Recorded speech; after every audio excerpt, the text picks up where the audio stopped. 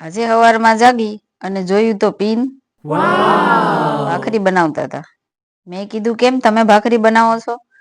તો કે હું તારી પહેલા ઉઠી ગયો એટલે મેં બનાવી દીધી. Oh my god.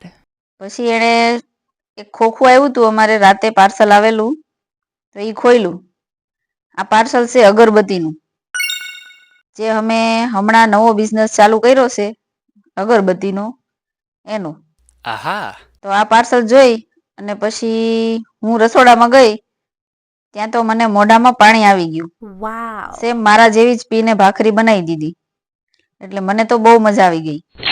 પછી કે મેં ભાખરી બનાવી દીધી, હવે આ રોટલીનો તળવાનો તારો વારો. મેં કીધું સારું હું તળી નાખીશ. પછી હું રોટલી તળતી હતી ત્યાં તો પીન આવ્યા કે જો અગરબત્તીના પેકેટમાં આ 3 વસ્તુ આપણને ફ્રી મળી છે. એક છે રૂમ સ્પ્રે, એક બોડી સ્પ્રે અને એક કપડાનો સ્પ્રે. એ ત્રણેય સાટી અને પીને જોયા. પીન કે વસ્તુ ફ્રીમાં આવી છે તો જોવી તો પડે ને, સુગંધ કેવી છે કેવી નહીં. પછી મેં તળી નાખી રોટલી. રોટલી તળી એક બાજુ અને એક બાજુ મૂકી દીધી ચા. તો હાલો બધાય ચા પીવા. પછી આ બધું તૈયાર કરી અને અમે નાસ્તો કરવા બેસી ગયા. તો આ છે મેથીની ભાજી અને તુવેરના દાણા. તો સાંજે તો મેં ખાધી જ તી, પણ સવારમાં ખાધી. ચા ને ભાખરી હારે બહુ સારી લાગે. ત્યાં તો બપોર પડી ગયું એટલે મારે બનાવવાના હતા દાળ ભાત અને બટેટાની ચિપ્સ. તો 2 મારા, 2 કિંજલના અને 2 ઉર્જાના. 6 બટેટાની ચિપ્સ બનાવવાની હતી. પછી મેં મૂકી દીધા દાળ ભાત બાફા અને મેં લઈ લીધું આ ખાવા. આ સેવ અમે નહોતી બનાવી પણ મારા બેનપણીના ઘરેથી આવી હતી.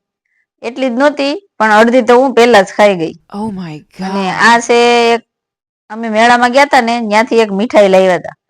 તો આ મીઠાઈ તો મને બહુ જ ભાવે. મોઢામાં મૂકીને એટલે તરત ગાયબ થઈ જાય એવી મીઠાઈ આવે. પણ મને તો બહુ જ ગમે આ મીઠાઈ. થોડી વાર થઈ ગયા તો ઉર્વિકા અને ઉર્જાની મસ્તી ચાલુ થઈ ગઈ. ઉર્વિકાને અને ઉર્જાને ડાન્સ કરવો બહુ ગમે.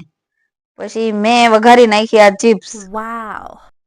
તમને બટેટાની ચિપ્સ ભાવે કે નહીં? Yes. તો દાળ ભાતની આરે બટેટાની ચિપ્સ તો બહુ જ સારી લાગે.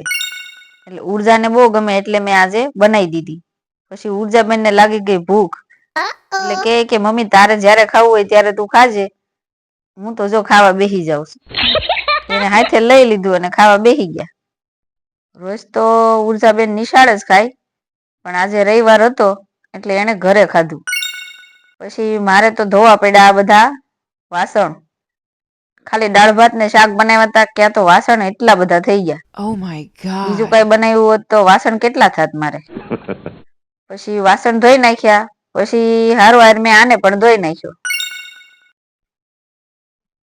સુલાને ધોવ તો પછી આને ખોટું લાગે એટલે મેં મારો ઠેકડો અને આને પણ ધોઈ નાખી.